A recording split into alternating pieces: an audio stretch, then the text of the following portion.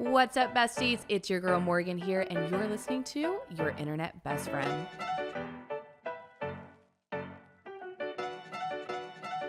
Friends, hi, hello. I'm going to start by saying this. For years, I have slept with an ambient noise app, like an ambient noise machine. I have slept with white noise. Never will change it. And now that I've been in Bali, I sleep with ocean waves crashing on the beach. I wear flip-flops. I wash my hair and let it air dry. What is a hot tool? What's a curling iron? I wear minimal makeup. I wear boho skirts. She is Bali. And I love it so much. And in this episode, we are going to be recapping my whole entire Bali trip from start to finish, everything that has happened. Y'all, I have stories upon stories. Did I get Bali belly? Abso-freaking-lutely I did. Jesus Christ. And then I'm going to go into a little bit more of the details of this trip, planning the trip, solo travel, my tips, the pros and cons, everything you need to know to book the freaking trip. Let's dig into it, shall we? I am so excited. Okay, so right now I am sitting in my lovely villa. I've got some AC blasting on me. I finally have adjusted to the humidity, so I've stopped sweating profusely. Now I just sweat minimally. It really is wild. When I first got to Bali, I'm not kidding, y'all. It's 98% humidity. If you're coming from California, even coming from Nashville, which is like a pretty humid place, my body was not ready for it. It was just sweat instantly every time I walked outside. Now I'm like an island girly. In my little flip-flops and my bikini top, I walk outside, don't break a sweat. I embrace the sticky air. And I honestly love it. It really is. It is insane. Bali has been. And I'm going to try not to be like too woo-woo, magic, crunchy, granola, wanderlust girl on this podcast, because I know if you've been looking at my Instagram, you're like, bitch, we are tired of you writing novels about self-reflection. I get it, but it really has been a transformative trip for me. Anytime I solo travel, it really impacts my life in ways that I cannot explain. I feel like if you've done trips like that, you understand. If you haven't, you're probably like, this sounds insane. But it really does change. It changes you as a person. You learn so much. And in this trip, I've learned so much, which I was not expecting. I was like, I did the Portugal solo trip. I healed my broken heart. This trip is just going to be fun, cool. I'll walk around Bali. I'll take some hot pics, whatever. I'll come home. Yeah, little did I know, every single day I've been journaling. I've been having like crazy revelations about life.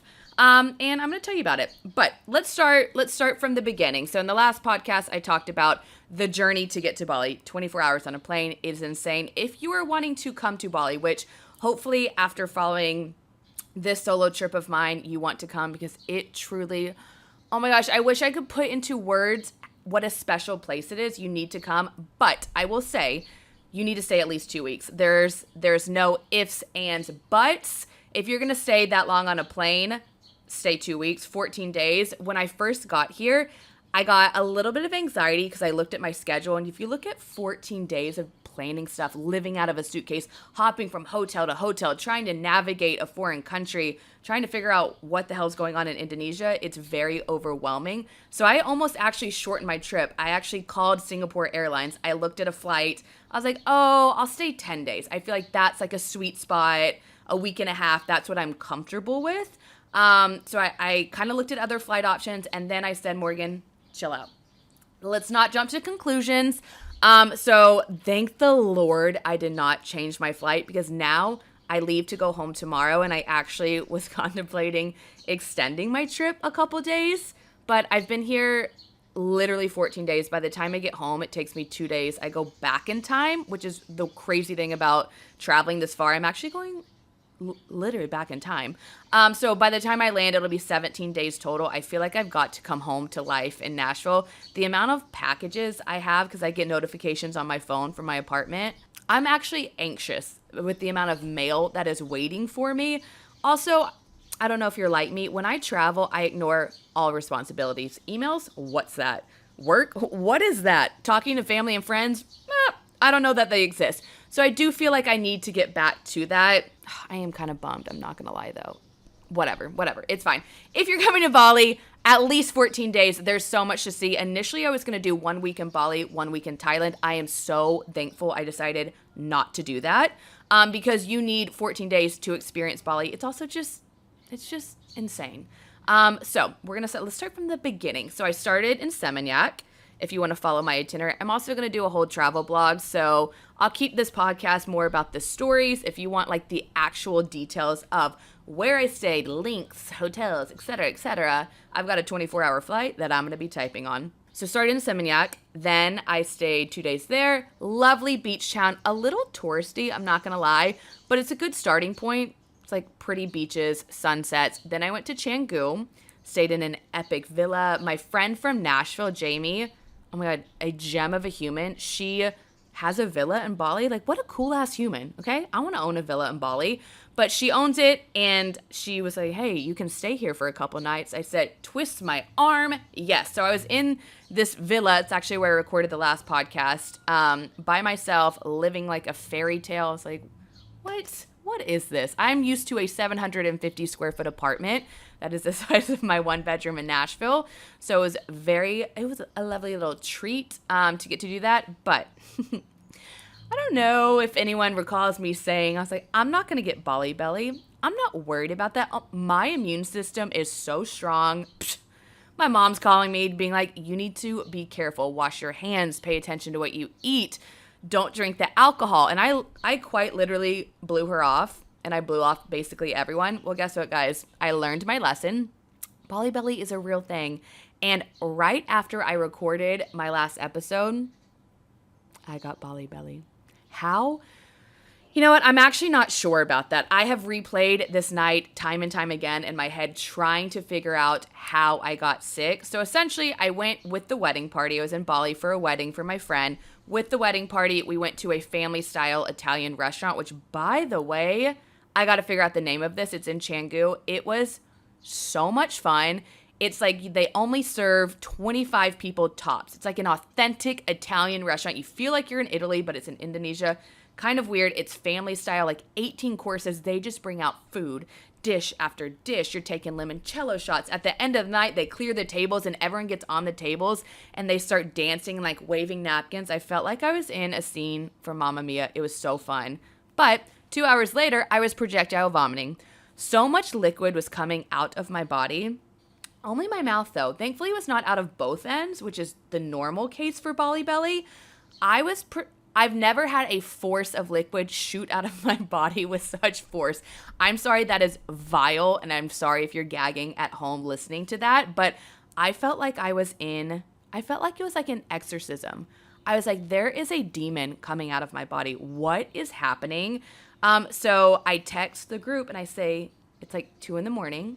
I'm laying on the bathroom floor and I say, is anyone else deathly ill?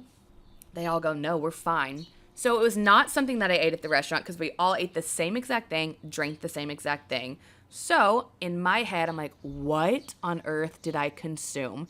Because if you don't know what Bali belly is, let me fill you in. Apparently, it's this illness that if you're from America or I guess Europe, you're not used to the bacteria that is in Bali. So you can't drink the water. You can't brush your teeth with the water. Like you really should not even swallow a sip of it. It's just bacteria that our stomach is not used to. And if you happen to take a little bite of that and swallow it, you get very sick. I'm talking my symptoms. I was aching like I had the flu, aching so badly. To take a step was painful. A lot of people have like explosive diarrhea. Oh my God, that's my freaking worst fear. Like I was talking with a girlfriend in Bali that I met and she said she had Bali belly as she was on a plane. Picture this, guys, being in the air, having explosive diarrhea. No, I would be like, please open a window. Let me jump from this plane. Like, this is it. This is it for me. Luckily, I did not have that, but you vomit like crazy to the point where you were throwing up so much there's nothing left in your system. Did I have a fever? No, it was more just like stomach cramps, throwing up, sweating, aching. It also did not help that for some reason in this villa, I could not figure out the AC situation. So imagine laying on a bathroom floor and just being surrounded by humid air and you're just sweating and you're by yourself. I think that was the hardest thing. And that is probably one of the only cons of solo travels. If you're sick, I had to figure out this shit by myself. It's 2 a.m. I don't know what's happening. I'm projectile vomiting. All I want to do is feel like I just want to I wanted to hug my mom. I actually did call her and she was probably freaking out because I think that's the last thing you want to hear is picking up the phone as a mother and your daughter is alone in Indonesia and I'm just like crying and I'm like, Mom. And she's like, oh my God, this girl has been abducted. It's a Taken situation. My dad is not, what's the actor in Taken? Liam Neeson? Is that his name? Anyways, my dad is nothing like that dad. My dad is not going to be hunting down Russian spies to get his daughter back. They probably just throw in the towel and be like, well, she lived a good life. But my mom gets this call from me, probably freaking out. I'm sobbing. I'm like, I'm so sick. But you're probably like, Morgan, why is this trip so magical? Like, what? I'm going to get to the good stuff. I had to tell the bad story first, just get that out of the way, because there's always a learning experience with this. More of the story is I was very ill. The next morning, I was like, I got to get better. I got a wedding to go to in less than 12 hours. That's the whole reason I came to Bali was for this wedding. And meanwhile, I cannot stop shooting liquid from my mouth that I don't want to be shooting liquid from. Ew, gross. So I text the owner of the villa. Her name is Jordan. Sweetheart. I was like, hey, I'm dying. What do I do? She was like, I'm going to send you this thing called jamu. It's a liquid. It's a concoction that Indonesians drink, and it's supposed to like wipe your body of all illness, bacteria, who freaking knows. So she sends a man on a scooter with a bag of this thing called jamu. They deliver it to me, which, by the way, in Bali, it's very crazy, very, very efficient. If you need anything, you can go on an app called Gojek. You can request, like, that's how I got a tripod. I literally went, hey, I need a tripod. And then randomly within 10 minutes, a man will appear at your doorstep with your item. It's strange. So a man hands me this concoction. Think of a plastic water bottle filled with sewer water. That is what it looked like. And I was very creeped out because I'm like, am I about to drink this right now? I have no idea what's in it. But this woman swore, she's like, this will make you feel better. And I was also so ill. I was like, it can't get worse than this. So I chug it. I also documented this on my Instagram story. The look on my face, I think if you saw it, you know how bad it was. It was the most vile thing I have tasted in my whole entire life. Vile. I can't even describe the taste. I want to throw up thinking about it. So I drank it. And I felt a little bit better, enough that I could get to the wedding. So I put on my cute little blue dress that I spent way too much money on in a Bali boutique, but went on vacation, splurge, budget goes out the window. I make it to the wedding, and I think when I get there, my face is turning a little green. I look a shade of green. I'm still pretty sick. So I show up, and they're like, ooh, are you okay? And I'm like, I just need to get through the ceremony. No one talked to me. Meanwhile, before the ceremony, I'm running back and forth to the bathroom. Waves of nausea are hitting me like a freaking tsunami. That's how bad it was. It's so dramatic, guys. But really, anytime I got a whiff of food, I'm not kidding, my stomach did like backflips. It was awful. So unfortunately, I only made it to an hour of the wedding, which is kind of a bummer. I got to see my friend walk down the aisle. I got to see her marry the love of her life. We took some photos, and then I said, I'm about to vomit on your beautiful wedding, like lawn. Okay, I think I need to leave. So I left. I went straight to bed. The next morning, I essentially missed a whole day in Canggu, which I was super bummed about. Which honestly, it is such a bummer because I think Canggu was actually my least favorite city, only because that's where I got sick and I spent the most of my time throwing up in bed. The next morning, did not feel well. So my friend, luckily from America, was following my Instagram stories. He sent me a WhatsApp and he's like, get an IV. Don't ask. Let this man inject your arm with some fluid concoction and you're going to feel so much better. It helped me. So I call this man. Hey, you don't know me. Can you come to my villa? Look, I'm not going to ask questions. I will pay whatever. I literally handed him my credit card, didn't ask for the price. I said, stick a needle in my arm immediately. And he did. And let me tell you, if you travel to Bali and you get Bali belly, the best thing that you can do is get an IV. They have an IV specifically for Bali belly. So it's like, I think he said anti-nausea, fluids, hydration, all that. After that, brand new person. In fact, I've never felt healthier. I felt like I could go run a marathon. It was honestly wild. And since then, I have felt nothing but my best. Like, think of tip-top shape tip-top health, wellness, your prime. That's how I feel. It really is crazy. It's almost like I had to get all of that out of my system, all the crazy illness, whatever is in that magical bag of fluid, she was good to go. I think it also has helped the food in Bali. Okay, minus that I got sick, which, by the way, I didn't tell this. I did figure out what I got sick from before I met up with everyone for the group dinner. I went to a bar, a little rooftop bar. I wanted to watch sunset, and I got a watermelon margarita. And I think that I can't look at watermelon the same now. It was a watermelon margarita, and it had a slice of fruit on it, like a garnish. And me, absent-mindedly, did not think twice, because I always just take a bite of the fruit when I get a drink. I ate the watermelon. And I think that watermelon, because watermelon retains so much water, it probably was sitting in a Tupperware container with some like sketchy water, some sketchy Bali water, and I ate it, and that's what made me sick. So I'm going to say, you should go to Bali. Live your best Bali life. It is probably one of the most insane, my favorite place that I've been thus far. Portugal and Bali are tied for me. You just have to be very, very careful. I'd say 50% of the people do get Bali belly, but look, what doesn't kill you makes you stronger, bounce back. You now know to get an IV, and don't have a watermelon margarita. And it's not the ice cubes. I know a lot of people have told me it's the ice cubes, because every drink that I've posted, iced coffee, does have ice cubes in it. It wasn't the ice cubes. As long as your ice in Bali has a little hole in it, apparently that means it's made with like filtered water. So if you pay attention, it has a hole in it, good to go, because I've consumed plenty of iced coffees and I've been fine. So that was my Bali belly situation. We thrived, all that. I feel like a trip is not an actual trip unless you have one kind of horror story. So that was mine. Everything else has been a dream. After I got sick, I decided, you know what? Not like I was projectile vomiting 24 hours ago. Let's hike to the top of a volcano at night alone with a little man named Madej, who is the cutest human, the cutest, most pure soul of a tour guide. But even my family looked at my stories and they're like, what are you doing? Calm down. You were just on your deathbed and now it's 1 a.m. and you're in a van with a random man being driven to the base of a volcano and you're going to hike up for sunrise. Are you nuts? And I said, yes, I am. But I am someone, if I'm on vacation, I'm not wasting any time. I took 24 hours to rest in bed and I said, no more.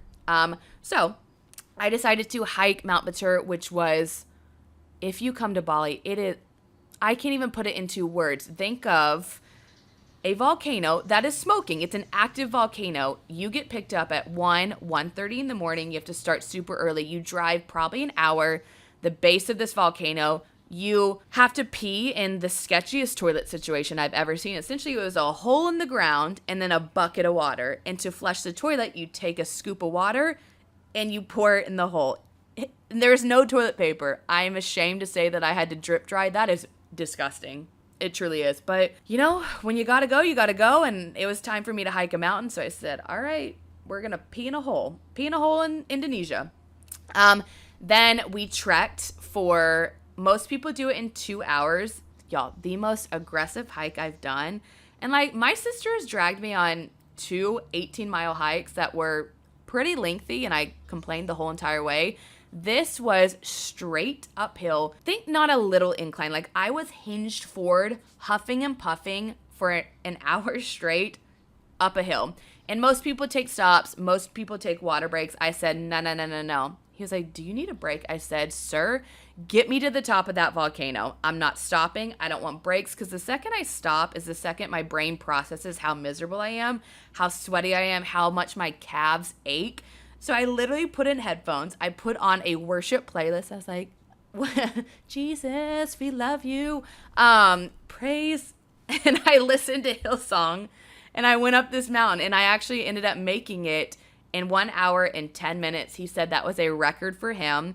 It also helped that I didn't do it with the group. I did it by myself. I was supposed to go with a couple other people from the wedding and they freaking bailed on me the night before. That's the theme of the trip. It's the universe is telling me, just go by yourself, which honestly I enjoyed so much more because I got to the top and I'm sitting there by myself, bundled up because it's freezing at the top of this volcano, and I'm watching the sun slowly rise, and I'm still listening to my worship playlist because, y'all, I just had so many self-reflective moments. I also like to pretend that I live in like my own movie.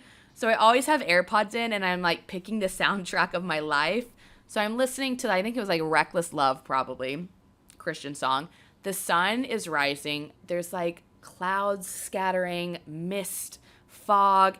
And I felt like I was looking at heaven. That sounds so dramatic, but I'm not being dramatic. It was worth every ounce of sweat, every ounce of pain, literally everything. I cannot recommend that experience enough. Hike Mount Batur. And then on the way down, so you can take a hard route up, you can take an easy route up. I said, give me the hard route. I want to feel more accomplished. It was hard. And then on the way down, I said, screw that, take me down the easy way. The easy way, you see all these monkeys, and y'all, I don't do monkeys. A lot of people think those critters are cute. I think they are creepy. I think their little toes and eyes and like tail, ew. I just think of the flying monkeys in The Wizard of Oz, and I'm like, don't come near me. I don't want to take a selfie with the monkey.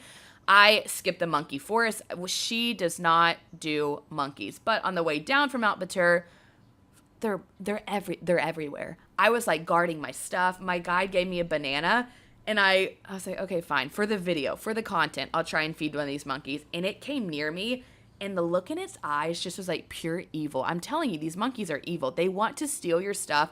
They want to scratch you, and they want you to spend $10,000 on rabies shots. So I just like kind of aggressively threw the banana at this monkey, and I said, no, we're done. And other people are letting them like crawl all over them. And I'm sorry. My friend Gabrielle Stone, which you guys probably know, her and her podcast, FML Talk, she went to Bali. She did the monkey forest. She was not trying to mess with them. One came up to her, one scratched her, and she spent the rest of her trip getting rabies shots. So I said, absolutely not. We're not doing that. Stay away from the monkeys. But you know what? If you want to go take a selfie with a monkey, go live your best life. But I'd rather just Photoshop one in a photo. And also, the photos don't even look that cool, okay? I'm going to give you tips on how to have the most epic photos. And my number one tip is stay away from, like, the super touristy areas. The monkey forest, skip it. The water temple, probably can skip it. The giant swings, skip it. I'll get into all of that. So, moving on. So, we went from Canggu, deathly ill, and then I was in Ubud. Out of all the places I visited, which I was not expecting this, Ubud was my favorite. Think jungle, think spirituality, think yoga, fresh squeezed juices. Just the most beautiful place I've ever been. I think it helped that this was the location when I said, we're going to treat yourself, Morgan. Let's splurge. So the first 2 nights I stayed in a hotel in the monkey forest. Beautiful. You had to like lock your doors. You could not leave a door unlocked because a monkey would enter your room and steal your stuff. So I was like, beautiful place, but y'all know your girl does not do monkeys. And then the next 2 nights I stayed at Villa Cella Bella. This was my splurge worthy one. This is the one. Go look at my Instagram and my Ubud highlight. You can see what it looks like.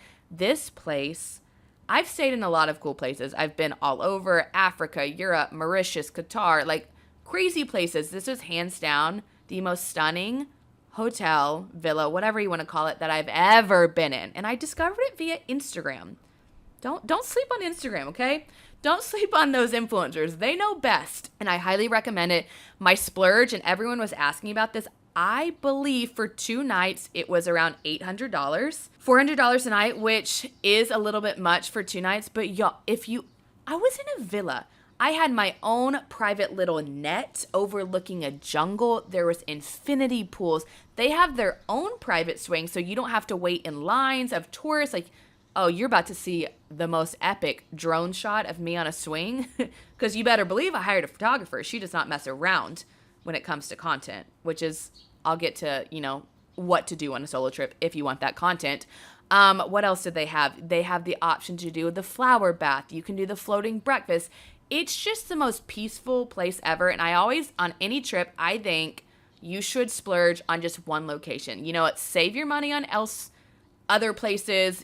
Honestly, in Bali, you can stay places for $50 a night, and they're beautiful. But this, I was like, okay, I think it's worth it, and I can report it was worth every penny. Every single morning, I would pick a playlist, my girly pop jams. I would play it, and I would just dance. I would go jump on the net. I took off all my clothes because I actually don't know if people could see me. Now that I think about it, a lot of people might have seen me in my birthday suit, but when in Bali, I just feel like you should be naked, and I feel like you should be laying on a net in your birthday suit. I don't know, just feeling the sun, sunbathing. Anywho, my tatas were out to play. Oh my, there's a lizard. Oh my, when in Bali, crawling on the wall in front of me. Love that. I'm kind of, oh, it's moving. I hope it doesn't come near me. Anywho, Villa Cellabella, chef's kiss. When I was in Ubud, every time I go, I try and pick one kind of excursion. One or two. So when I plan these trips, sorry, we're going to go on a lot of different tangents, but hopefully you guys can follow along. When I'm planning these trips, my first rule of thumb, always pick where you want to stay. I want to make sure my accommodations are nice. I want to know where I'm going. And then for each location, I'll pick one, maybe two kind of big things that I want to do. And then after that, I let everything else fall into place. I don't want to schedule too much, but I want to make sure that I'm, hitting the highlights. So in Ubud, I made sure I went to the Mason Elephant Sanctuary, I think it's called. Oh my gosh, y'all. That was a collaboration, so I don't know the price on that. I'm sorry. Annoying influencer things. I hate saying that. I'm so scared a lizard is going to fall on my face right now. But oh my God, what if it just fell on my nose and it was like the Parent Trap? That was worth I would have spent a lot of money on that. I got to feed baby elephants, and they have little fuzzy heads, and their little trunk is just like flinging around. I got to wash an elephant. I got to bathe an elephant. So, and I know it is controversial. I got a lot of messages of people who were very unhappy that I was with the elephants, but I will say I did my research, and look, it's going to be controversial no matter what, but for me, I wanted that experience. It was on my bucket list. I wanted to hang out with elephants, and I will say I did my research. I was very impressed with the sanctuary. The elephants seemed so happy. They seemed well kept. They were saved from a very bad situation where were they from? Somewhere in Africa. And then I did ask because they were riding the elephants. I did not ride the elephant. I did get to bathe an elephant. So I was sitting on one, and I got to go in the water, and it was taking a little bath, and I was sitting on an elephant, y'all, as it's taking a bath, and its little snout is spraying water on me. And I'm just giggling. I felt like a 5. It was like my inner child needed that moment where I was just giggling. I was playing with an elephant. It was like an out of body experience. Worth it. You need to go there. I thought it was very ethical, but please don't come yell at me if you do not approve of that, because I'm probably not going to listen. After that, ATVing. This is one where, y'all, I've totaled 2 cars, okay? She's not a good driver. A lot of my friends from high school or college refuse to get in a car with me because they're like, absolutely not. You can be passenger princess. We're driving. We don't trust you. So, of course, I'm not the best driver, but I said, you don't need a good driving record to drive an ATV. And I came across this tour via TripAdvisor, and it was ATVing through the rice paddies, and you go through a waterfall, and it was just a great way to see Ubud. And I didn't want to do the touristy thing. I didn't want to go to the famous day club. I didn't want to wait in line for a swing. So I felt like this was the best opportunity for me to see Ubud. It was freaking epic. I just love action adventure sports. I'm like, I want to put on my little helmet and vroom, vroom. So pro tip, if you want to do this and you also like an adrenaline rush like myself, make sure to stay in the very back. I don't do group tours well. I don't like being with other people. I just like to do my own thing. So if I always have the option, I'm going to book a tour by myself just because I like to cater it to what I want to do, my time schedule. But this is obviously a group situation. So I asked the guy, I go, how can I go the fastest? He kind of laughed at me, the guide. He said, make sure that you're the very last one and the group can go ahead of you. You can hang back and then you can rip it to catch up. So that's what I did. But me, not being the most attentive driver, the moms out there, don't yell at me, okay? I was trying my hardest to be safe, but I'm like zipping. I'm looking at the rice paddies. I might be filming myself taking a selfie. Not my best move. And there was like a divot. So there's like the track and there's basically a ditch. And I somehow veered a little bit off the track and my wheels went into the ditch. The ditch is about this big, like has water going, and then there's the ground. It went in the ditch, and all of a sudden I blink and my ATV is sideways and I cannot go. So I'm sideways. I'm on this ATV and I'm like, shit. And the group is way ahead of me. So I kind of just have to stay there for about 5 minutes until the tour guide realized that the blonde idiot in the back is missing. So then he came back, and then for about 5 minutes, we were struggling to get this ATV out. I also, if you're listening to this, you can't see. If you're watching on YouTube, you can. I snapped a nail. Look, it was a treacherous journey, okay? You know, and that was a painful snap, too. It was like the one where, like, the real nail snapped. Tragic. Girls, if you know, you know. No one wants to do that. But after that, we were good. Then I was paying a little bit more of a close attention because I was like, you cannot flip this thing again. I think you'll be kicked out of this tour. So then we went through a cave and then I rode an ATV through a waterfall in Bali. Like, how many people can say that? That's pretty freaking badass. I'm not going to lie. Like, I'm patting myself on the back for that one. So that was epic. And then that was basically Ubud. And then I spent a lot of time doing yoga. I ate a lot of vegan food. Who am I? Normally I'm like, I want the biggest slab of medium rare meat on a plate in front of me. And for some reason I go to Bali and the food is just so fresh, so beautiful that I contemplated going vegan. Like, I went to a vegan restaurant in Ubud, met the cutest girl ever named Gemma, who's from Lithuania. Precious. And I had the best meal ever of my whole entire trip, and it was vegan. Like, I had a vegan filet mignon, and it didn't taste like filet mignon, but it looked like it, and it was delicious. So I don't know. And also I will say, and maybe vegans are onto something. I simply can never because I love steak too much, but this is the best I felt digestion-wise. It's probably helping that I'm taking my anti-bloating pills, not to shamelessly plug, but JS Health, use my code. They work really well. But this is the lightest I felt, the most energized I felt. I've been waking up on my own at 6:30 every single morning, journaling, walking, doing some stretches. I feel awake. I don't feel sluggish. And I honestly think it's because of what I've been eating. And I have not been drinking a lot of alcohol. Like, when I was in Europe, I was eating pasta, bread, butter, and drinking copious amounts of booze. And I felt like shit. Like, I was living my best life. But at the end of the day, when I came home, I was like, I feel like shit. Here, I'm like, I'm coming home, I think, in better shape than when I left. And solely because of, I don't know, maybe I'm just like stress-free.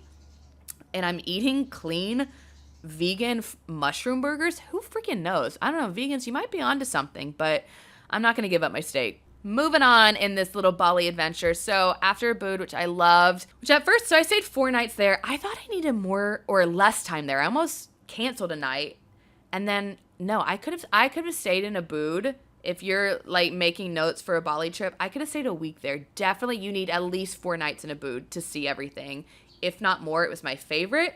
Then I did something that is very not Morgan-like. I'm telling you, Bali has changed me for the better. Will I ever stop making to-do lists? Probably not. Will I stop with my Google spreadsheets and color-coordinated notes? Probably not.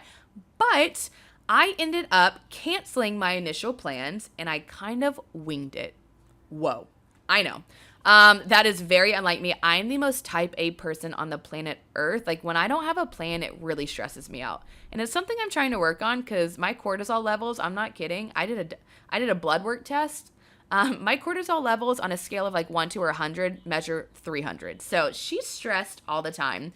But Bali, again, we're chill. We're a yogi now. We're a beach island girl. And I was supposed to go to an island called Gili T.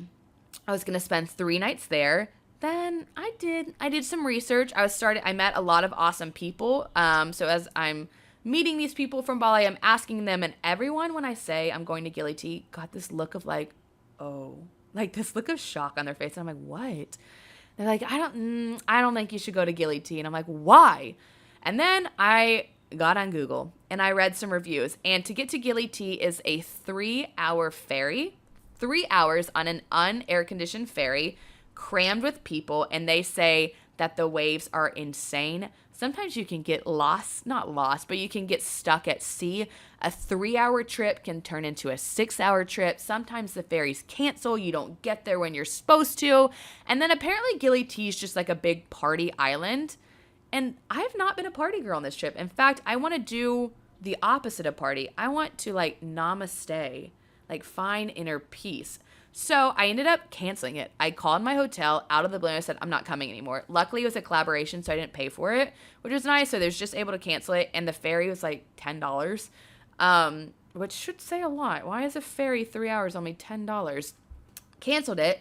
And I ended up just talking to one of my friends I met named Jordan over there. And she's like, dude, why don't you go to Nusa Lembongan? That's what it's called. And I was like, what is that?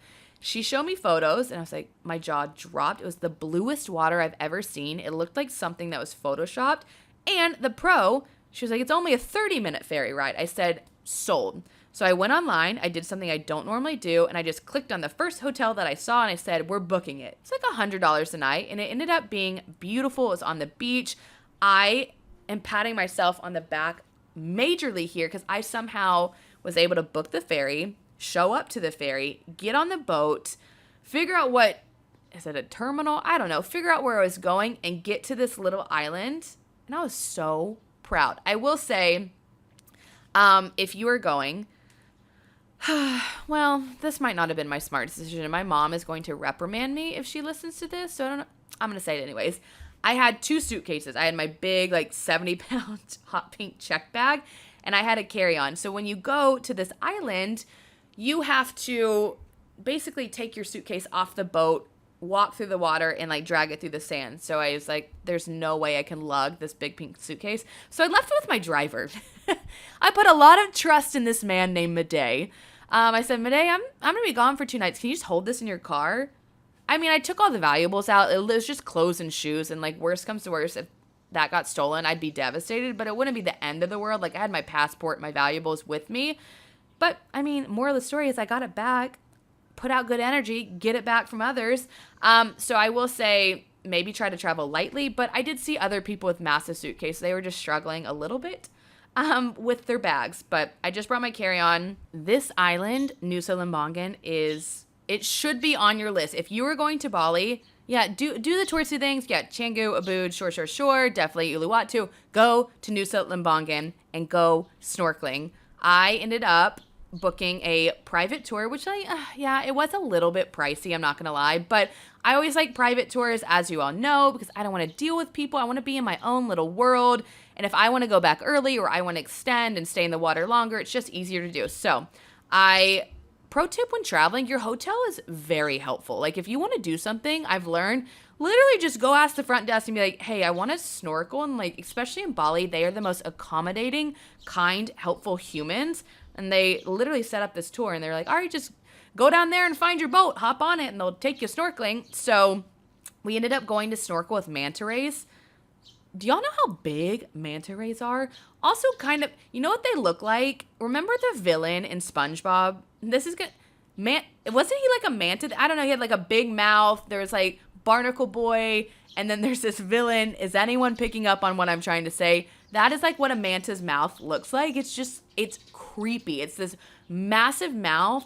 It's kind of like a mixture of like the SpongeBob cartoon and what are they called from Prisoner in Azkaban and Harry Potter? Dementors. That's kind of what it looks like. And that's what I was snorkeling with. They are probably 6 feet, these massive but also very beautiful creatures. And I'm not going to lie, I got a little nervous before I jumped in, but my theme of this trip is you always have to take the jump, whether that's something you're uncomfortable with, a situation you're, a little nervous about, or just jumping in the water. You always have to jump. Get your hair wet, get uncomfortable, do the things. You're not going to regret it. And I did not regret that experience whatsoever. Then we went snorkeling. I basically turned into Ariel from The Little Mermaid. Like this man probably had to drag me out by my flippers from the water. It was so beautiful. Think thousands, y'all. Not a couple fish like in Maui where you see a fish here and there. You see Dory, you see Nemo, and you're like, okay, cool. Think thousands of fish just all around you. And if you're wondering how I got the epic photos, always ask your tour guide. They're wanting to help you. He had an underwater camera, and I asked him, I was like, can you take some photos of me? And this man understood the assignment. He slayed. I'm like gracefully arching through the fish. I don't know how he got that shot, because the other 99.9% of the time, I looked like a drowning whale, for lack of better terms. Like, I'm flipping and flailing. Half the time my mask is falling off. Half the time I'm inhaling salt water. She was not graceful, but in those shots, I did look very graceful. And then in Nusa, Lembongan, I also met a friend named Jana from Germany. I think I'm butchering the way that you say that. I think it's Jana from Germany. Is that a good German accent? I feel like my grandma's German. She's probably very disappointed in that. And I met her because I was on the little taxi, which the taxi is actually just kind of like an outdoor cart pulled behind a car. And she was also by herself. And anytime someone is alone, especially a female, I'm going to go up and say hi to them, because they're probably a solo traveler. They're probably feeling the same way I am, wanting to make a friend. A lot of people might be a little bit more introverted. Luckily, I can talk to a wall, and I have no problem doing so. So I look at her, I was like, oh my God, are you solo traveling? And there was a little bit of a language barrier. She didn't speak great English, but we were still able to communicate. She was like, yes, I am. I was like, oh my God, girl, give me your Instagram. Let's be friends. We'll meet up later. And I actually ended up having dinner with her both nights. We became pretty good gal pals. She's precious, like 25-year-old. We just were swapping stories of what it's like in Germany, what it's like in America. And y'all, that's the beauty of solo travel, is you are learning just different world views from different people. And you would not be doing that if you were with your best friend or you were traveling with your partner. You're kind of going to only talk to each other. And I think that's what I like so more, is my eyes opened so much to, like, she was telling me about dating in Germany and how, y'all, dating, you think dating in America is bad?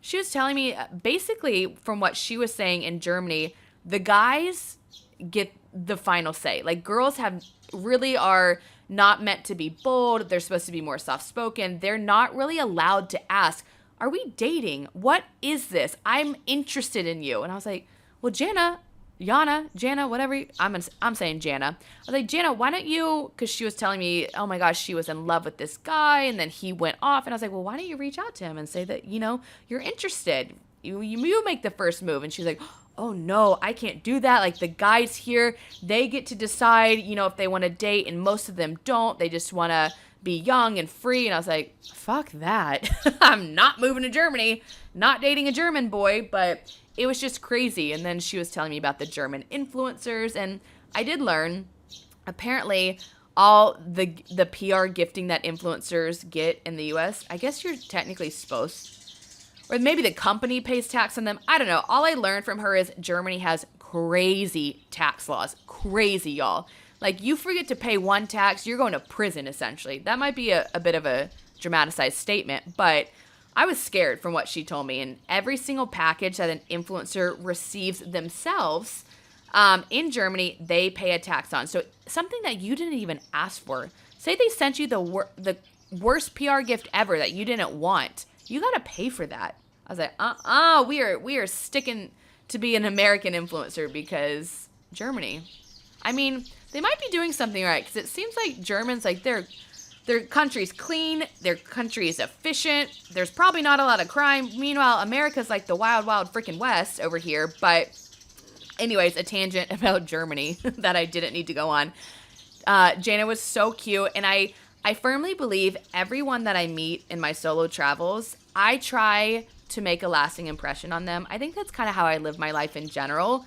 And maybe you should too, because I don't know. I want to leave a mark on this world, and every single person I met on this trip, there's a lot. There was Gemma, there was Zach, there was Jana, there was Jordan, there was Brooke, there was Shannon, there was Saul. Like, there's so many people I got to meet, and I really hope all of them remember me and the stories I told, and hopefully I inspired them in some way, because they really left a lasting impression on me. And for Jana, I asked her, I was like, hey, let's take a picture together. And she was like, oh no, I don't take photos. I don't want any photo of me. I'm not confident. I'm not comfortable. And I was like, oh, come on, for the memories. Like, we don't need to post it, but just to have memories of each other. And she just would not. She's like, no. Like, I don't like seeing myself. I don't think I'm pretty, whatever. And it broke my heart, because I don't think any female should feel like that.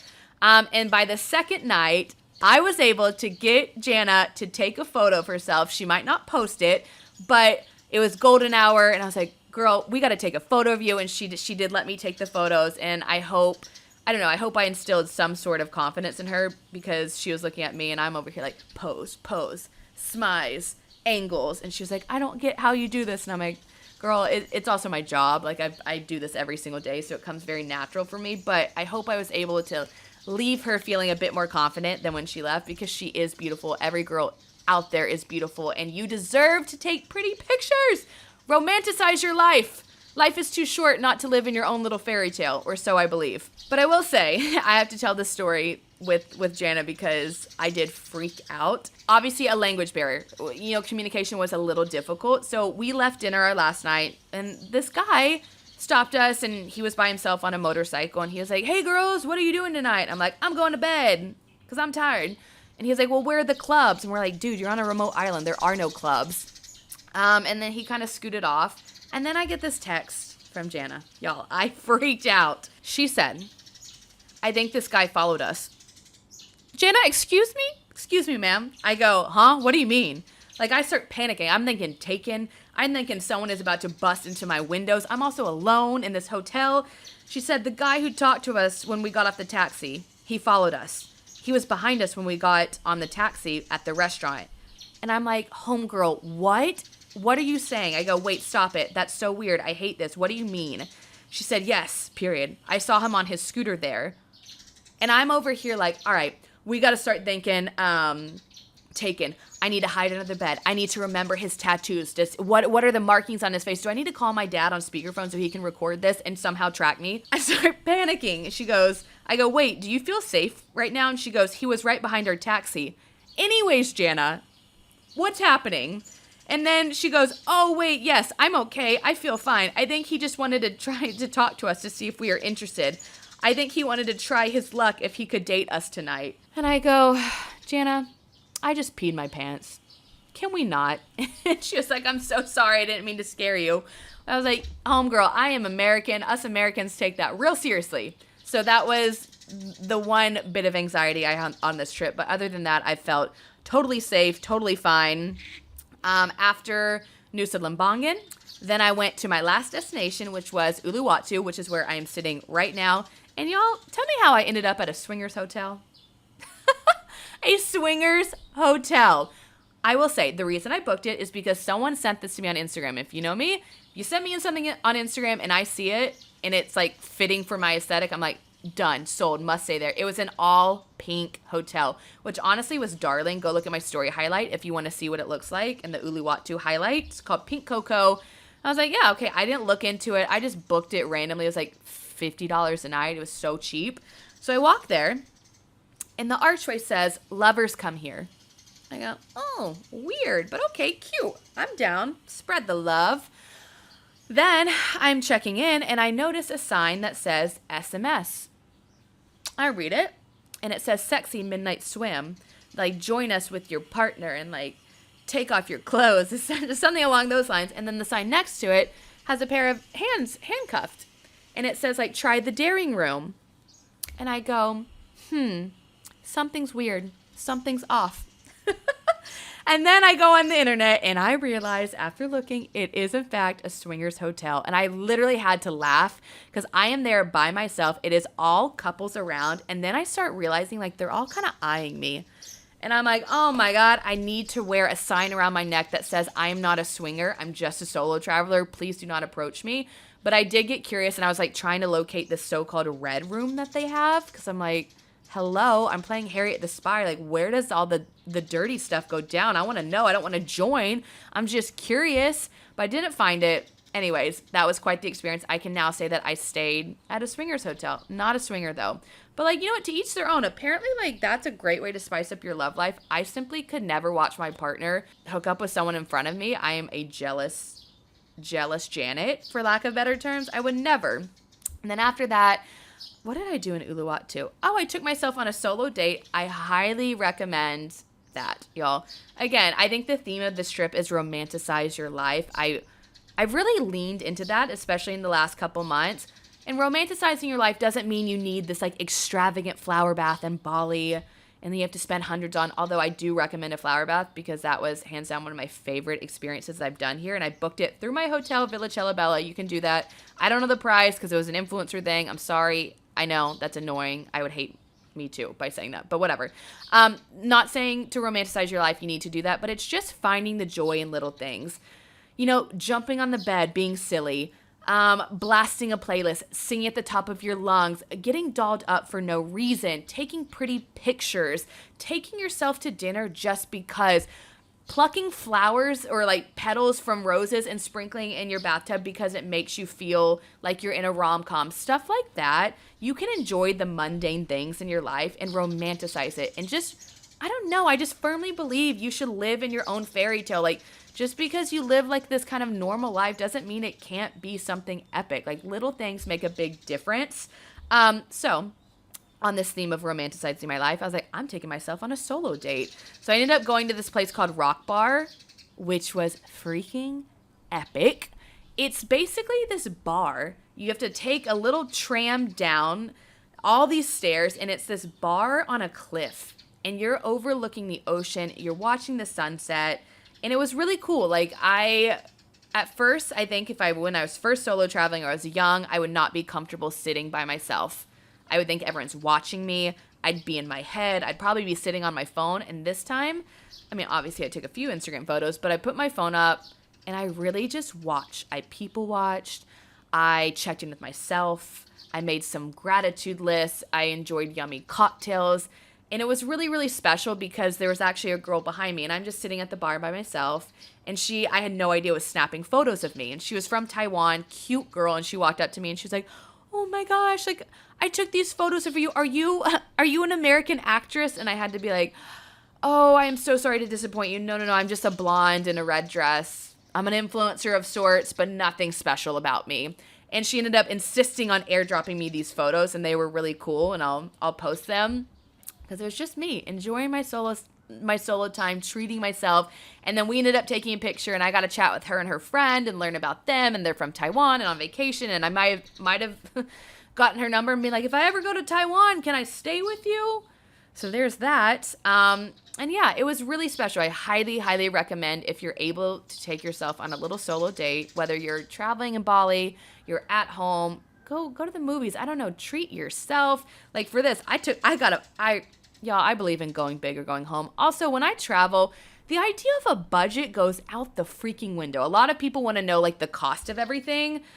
And I will be totally transparent, but I have not been tracking it. Also, the money here, like the currency is confusing. Like $200 is like 4 million in rupiah. It also feels like monopoly money. And because of that, it almost feels like fake money to me. So I'm just like, I don't know, 4 million here. This sounds good. And really, my toxic trait is when I travel, I have a budget in my head and then it goes completely out the window because I'm like, you only have one life. I want to do all the Bali things. I'll deal with the finances when I get home. I'm not saying you should do that, but that's kind of how I operate. So on this solo date, I took myself to a massage. I might have bought a little bit of a pricey dress, but that red dress, y'all, oof, she looked good.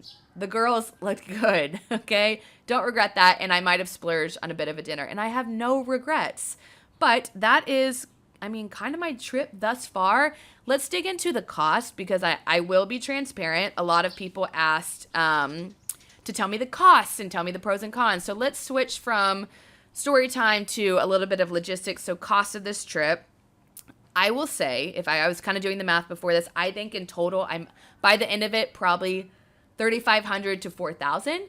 But keep in mind, I did not pay for my flight. I used travel points. So my flight was $30 essentially. So that is something to consider. I also have splurged a bit on meals. I think one meal, look, everything in Bali is so cheap. So I don't look at the price on the menus. Maybe I should. So I went to a steakhouse and I said, yeah, I want the Wagyu steak. What? It's probably like $50. My bill came to me and it was $350.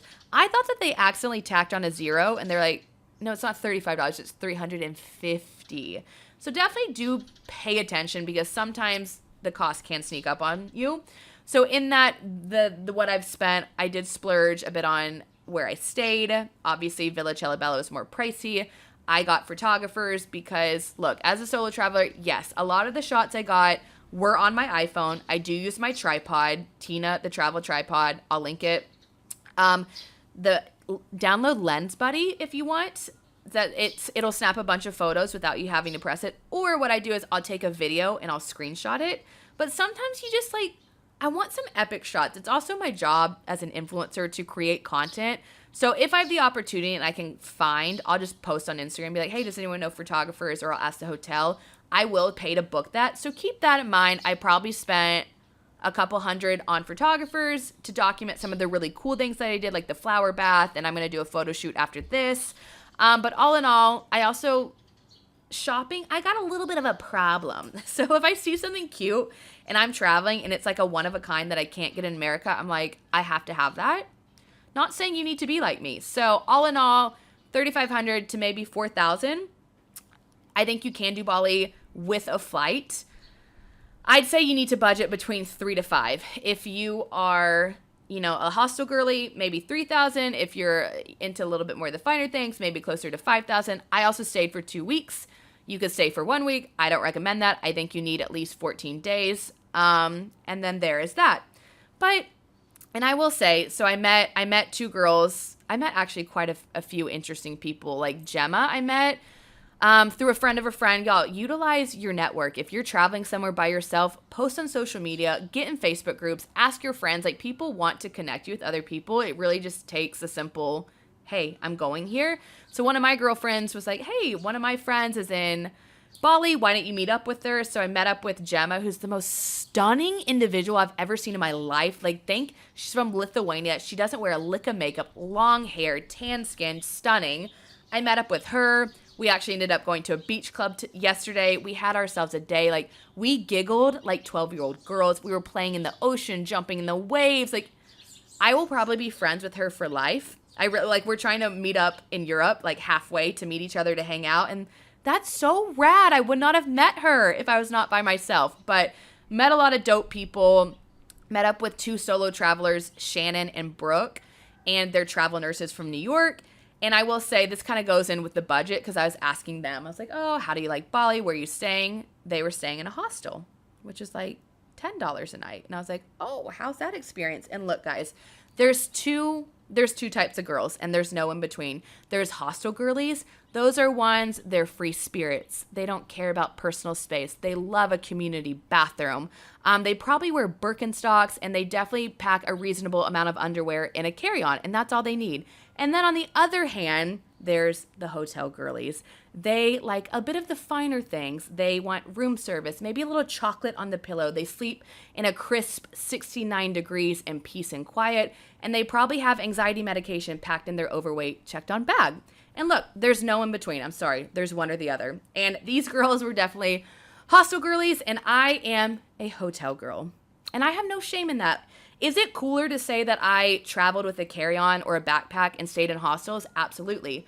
But for me, my biggest tip, if you're traveling by yourself, pay for peace of mind. So yes, these 2 girls were probably saving a ton of money. And I think she said she actually hooked up with a guy in her hostel. I'm like, that's kind of rad. What a cool story. But I don't need to do that. I want to go home in my bed. I want to have one of my hotels did have a butler. I want to have my butler make my bed, lay out my sleep mask, and I want to put my earplugs in and sleep like a princess. So their budget was obviously probably a bit less than mine was, but she's a hotel girly and no shame in my game.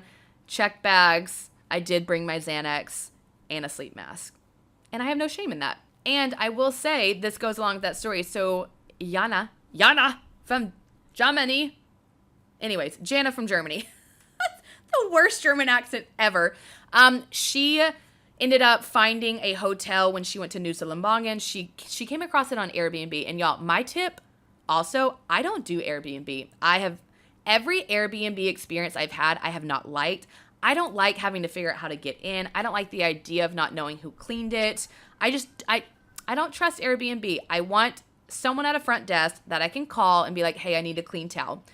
So she booked this through Airbnb and Nusa Lembongan, and Y'all, Airbnb lied to her. The photos, and she showed me the difference. The photos she saw online were this cute little bamboo hut with like beautiful bed. When she got in there, it was a mattress laid on basically like a bamboo slate. There was no plugs in her room, no light. It looked like a prison cell. And she ended up freaking out, and I was like, damn, girl, I paid $150 at Ohana's. Like, I'm chilling because I don't do Airbnb experiences. So she couldn't get her money back, but her and I both decided, it's like, look, if you're uncomfortable, it's not worth suffering just to save money. Like, sometimes when you're traveling, you're going to have to eat the cost of something. And she ended up just booking another hotel, and she was able to enjoy her stay.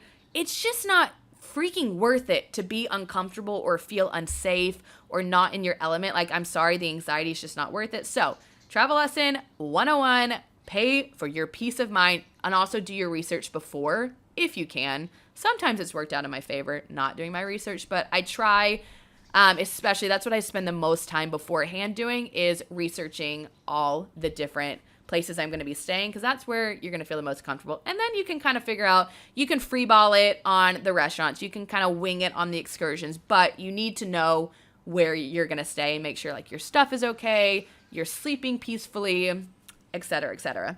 Okay, I've been chatting a long time. This is a long episode because there's so much I want to do. So I'm quickly going to go over the pros and cons of solo travel, because there are cons, like any situation, but there's way more pros than cons. So here we go. Pros, I'd say meeting people you never meet if you were with others. Hands down, I have met lifelong friends. Portugal Chris came to my going away party. I met him solo traveling. I still talk to Marco. I still talk to Florin. I hope I can hang out with Gemma again. It is just take the freaking trip by yourself. You're going to meet rad people. Another pro, forcing yourself out of your comfort zone. True growth happens the second you can force yourself out of your bubble. And I think that's the beautiful thing about solo travel is you're not only seeing the world, meeting cool people, you're like becoming a better human being. The ability to create your own schedule. That's my number one. Like, I don't think you realize when you're with other people, a group especially, you're at the mercy of a lot of others. You got to figure out what time you guys want to eat, how long people get ready. Me, I'm chilling. I go to dinner when I want. I wake up when I want. I book tours when I want. And I freaking love it. I think I actually enjoy traveling solo more than I enjoy traveling with other people. Now, I will say I would like to find the love of my life and have a partner to travel with. I think I would enjoy that. Another pro, self-reflection and time to just be with your own thoughts. When else do you get time to just be alone, where no one's bothering you, you're on no one else's agenda, you don't have to answer anyone. You can really just listen and focus on yourself, and you're probably going to learn the universe has a crazy way of teaching you things, especially when you solo travel. And lastly, you're going to become so much more grateful for every single little thing in your life when you solo travel. It has a way of really opening your eyes up to different people, different cultures, different experiences. Like, you're going to learn so much. And I can tell you, I'm going back even from Portugal, especially from this trip, just, so grateful for everything in my life. And I owe it to the 2 weeks that I've spent here. And now let's go into the cons. The really only con that I have of solo travel is obviously when things go wrong, you're by yourself, and that sucks, and it's a shitty situation, and you don't have anyone to depend on. When you're projectile vomiting like a scene in The Exorcist, you're by yourself, and your mom's not there to rub your back and give you a seltzer water. So that is unfortunate, but I will say you're going to get through it. And yeah, it's a con, but there's something rewarding about getting through a difficult situation when you're solo traveling. You're so proud and so accomplished, and you just feel like such a badass, especially if you're a female. It's like, damn, I'm a strong-ass woman. I'm an independent woman. I don't need no man. I was able to get through that alone. Yeah, it's difficult at the time. Yeah, it gives you a bit of anxiety. Yeah, it'll stress you out. Maybe you'll cry a tear, but you're going to look back and be so proud. So actually, that might be my only con, but it's kind of a pro as well. Take it as you want it.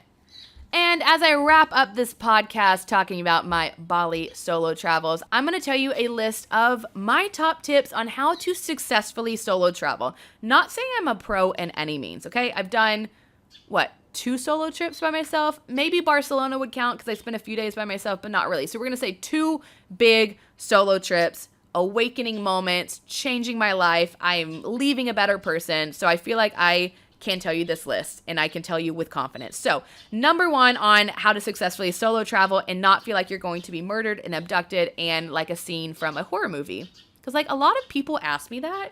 Like, how do you feel like you're not going to get murdered? And I'm like, I haven't felt that at all. You guys got to stop watching drama shows. Stop believing true crime. Yes, bad things happen, but you're going to hear more about the bad than the good. So stop paying attention to like all the negativity. Anyways, tip number 1, always turn on your location on your phone with your family and friends. Share your location. You can turn it off when you get home. That way they're always able to track. So if they can't get a hold of you or they don't hear for you a while, they can track your location. Top tip, numero uno. Number 2, don't stay in sketchy places. Like, look, you might be a hostel girly. Cool. Do your research. Make sure it's got good reviews. For me, paying for peace of mind. Also, accommodations here are not expensive. For a nice 3-4-star hotel, $50 a night, maybe $100. Pay for your peace of mind, okay? Stay in well-lit places. Don't walk in dark alleys by yourself. Just use your noggin. Number 3, always be aware of your surroundings and have common sense. Lock your doors. I don't know. I feel like that's just like travel 101. Lock your freaking doors. You know what? I'm always very vigilant. Anytime I leave, I'm like, okay, we've got wallet. I'm constantly checking my bag to make sure I didn't lose anything. I keep my passport in a very specific location in my bag, so I never know that I know that I'm never going to lose it. Again, common sense, y'all.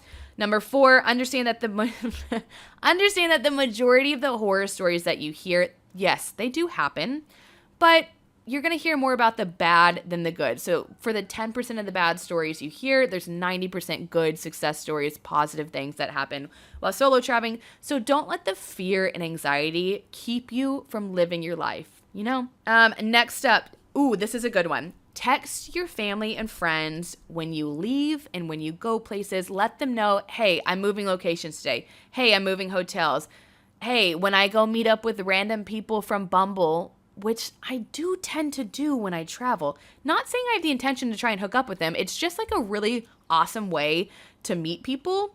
And I will say, if you're wondering, when I said my long list of people, how I met them, I did download Bumble BFF.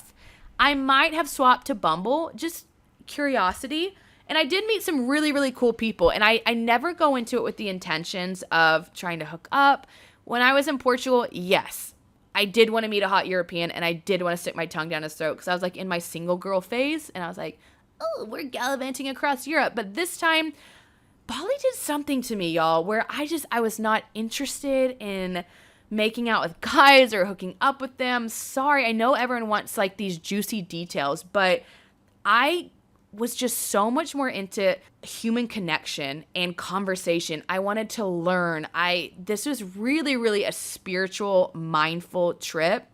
And it's not going to make sense if you're listening. You're going to be like, why didn't you want to party? Why didn't you want to meet guys? But I just wanted to meet cool people. And I think the difference between this solo trip and my Portugal one is, in Portugal, I met all guys. And I think that was for a reason. It was after my relationship. I think it was God, the universe, saying, you can put your faith in it. Guys are not there to hurt you. You know what? I was jaded against men after my last relationship, and I met awesome guys who were chivalrous and kind, and I had some passionate kisses, and it just really made me feel like I could date again. I think that's why I met so many guys in Portugal. On this trip, it was mainly females that I met.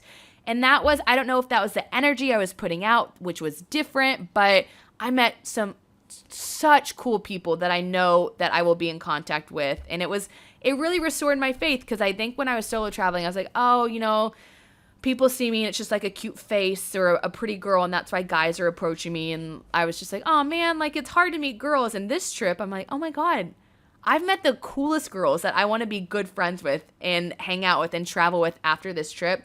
I did meet a couple guys, and I was fully transparent with them when I met up with them. And maybe you'll be disappointed, but guess what, guys? My life, as entertaining as it is not solely for your entertainment. Believe it or not, sometimes they get wrapped up, and I'm like, man, the people want me to have a juicy hookup. And I'm like, but I don't want that. So I met up with 2 guys, and I was transparent, and I was like, hey, by the way, like I'm I'm a solo traveler and I want to just meet up. I want to hang out. I would love to have a new buddy and just learn about you. And they were both just like, yeah, that sounds so rad.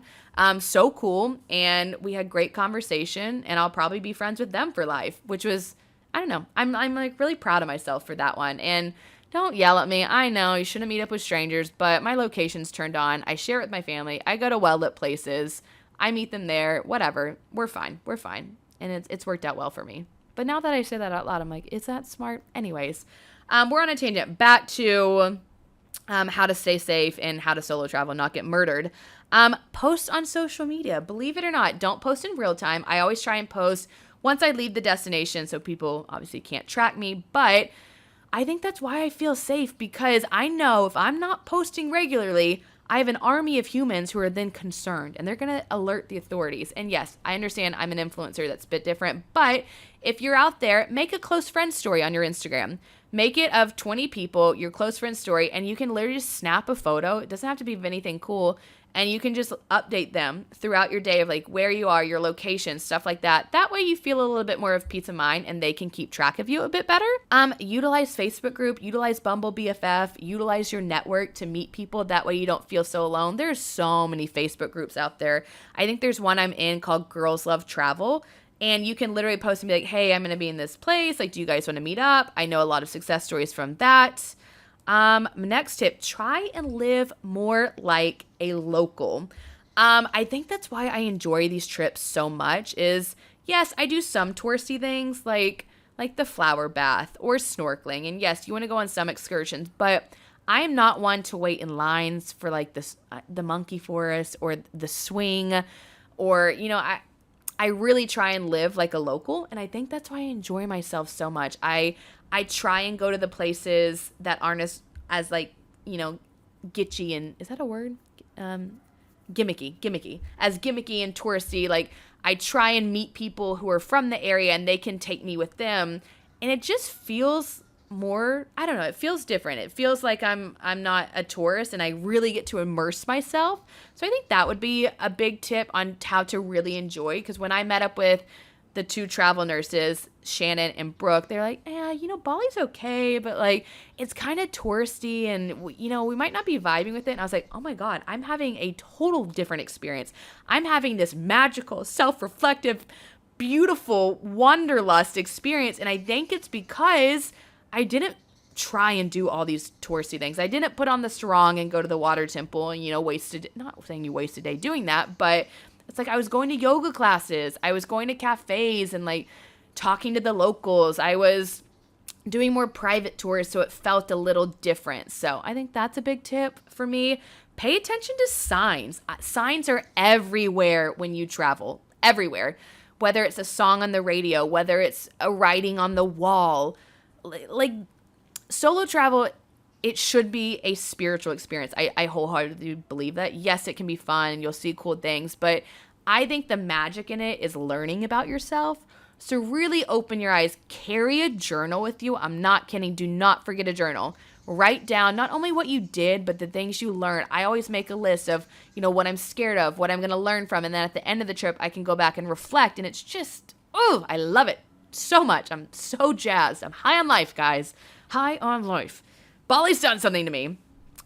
And lastly, the energy you put out when you are by yourself solo traveling is the direct energy that you are going to get back from people. And I think that's been my biggest learning experience. Not saying you need to be this crazy personality, extroverted, talking to everyone, but put out good energy. Because I'm not kidding. I was talking to Gemma about this and I was just like, I've met such amazing people and I don't get it. And she was like, no, it's because of who you are. Like you're attracting those people into your life when you're traveling. So put a smile on your face. Smile at strangers. I know, yes, it's scary to go by yourself, but be aware that if you're frowning or kind of closed off, that's the energy you're attracting. For me, everyone I say hi to, I ask where they're from. And yeah, it can be uncomfortable. I get that. I totally get that. I'm saying if you're a little bit more shy, I understand you. I see you, but you got to push yourself out. Not saying you need to be like, I'm Morgan, blah, blah, blah. Like, here's my life story. But hey, how are you? Where are you from? That's a good starting point. And especially with the people in Bali, they pick up on your energy. I don't get it, but I think every time I'm warm and I'm friendly, and they have been the most accommodating. I'm not kidding. If y'all are wondering how I get these epic shots, it's the people in Bali. Like in Europe, it was so different. Yes, people would they'd snap one and they'd smile and wave. People here are like, I think it maybe helps that they really do think that I'm an American actress. And I'm like, I'm not. I'm an average influencer, okay?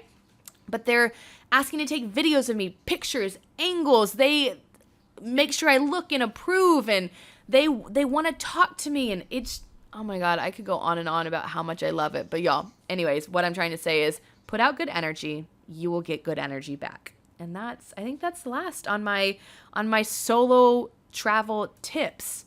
And wow, this is a lengthy episode, but I hope you guys enjoyed it. I hope I have convinced you to take the freaking trip and take the trip to Bali, because I'm never gonna pick between Portugal and Bali because they're two of my favorite places ever. But I will say Bali is in my top two. I'd say Bali and Lisbon are my top two favorite places.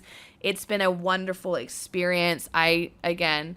You guys are probably so tired if you're on my social media of me posting like deep thoughts and journal entries and like. Anyways, JC, this girl, one last tangent before I sign off. This girl commented on my Instagram post and she was like, "You are so cringe. We are so tired of your travels. You don't need to be posting all of this blah, blah, blah." And it really got in my head for a bit and it hurt my feelings. I'm not going to lie. JC hurt my feelings because I have been posting without thinking. I've been so happy and authentically just posting things because it brings me joy and I want to document this for myself. And then when she said that, it kind of hurt my feelings. But I got over it very quickly because, like, fuck it. I'm going to do what I want. And a lot of you guys are living through my travels and I want to let you guys see the world if you can never take the opportunity to go to Bali. But I'm going to continue posting those, deep self-reflecting thoughts. And I promise I'm almost done. I'm actually not almost done. I've got a lot of content to continue posting from this trip, but my self-reflective Bali era has come to an end, and she is going home to Nashville tomorrow, and I hope a cute individual is there to pick me up at the airport. Well, I don't know. We're going to see. I'm not putting all my eggs in that basket, but it's been I could cry. I'm not going to cry. It's been an unbelievable 2 weeks, and I really can't. I'm proud of myself. I can't believe I did it. I got through Bali Belly. I went to 5 different locations, 7 different hotels, journaled a lot, ate a lot of vegan food, met amazing individuals who've made a lasting impression on my life. And I'm just really thankful. And I'm thankful that you have come along with me on this journey. I hope you love this episode. And now we're back to life in Nashville and being a single 29-year-old. And I hope I will go on another solo trip soon. And I hope I'll get to talk about it on this podcast. And until next time, I love you all, besties. See you next week. Thanks so much for listening to the Your Internet Best Friend podcast. It's been real. It's been fun. And I will see everyone here next week. In the meantime, do all the podcast things. Like, subscribe, give me a 5-star review if you please. And catch up with me on social media at Morgan Lee Willette. Bye, besties.